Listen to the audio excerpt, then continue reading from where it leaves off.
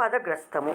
ఒక పద్య పాదము కానీ వాక్యము కానీ ఏ పదంతో పూర్తి అవుతుందో అదే పదంతో తరువాత పాదము కానీ వాక్యము కానీ మొదలవుతుంది.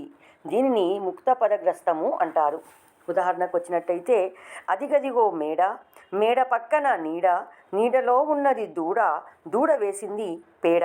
ఇక్కడ మొదటి పాదంలో మేడ చివరగా ఉంది, రెండవ పాదంలో మేడతో మొదలయ్యింది, రెండవ పాదంలో నీడతో పూర్తయింది, మూడవ పాదంలో నీడతో మొదలైంది. ఈ విధంగా ఏ పాదము చివర ఏ పదంతో పూర్తవుతుందో అదే పదము రెండవ పాదంలో మళ్ళీ మొదట వస్తుంది. ఇక రెండవ ఉదాహరణకు వచ్చినట్టయితే, సెలయేటి దరినొక్క చెంగల్వ బాట, బాట వెంటనే పోతే పూల తోట, తోటలో ఒక పెద్ద దొరలుండు కోట, కోటలో రతనాలు గూర్చిన పీట. ఇక్కడ సెలయేటి దరినొక్క చెంగల్వ బాట, ఇక్కడ బాటతో పూర్తయింది, తర్వాత పాదంలో బాటతో మొదలయ్యింది.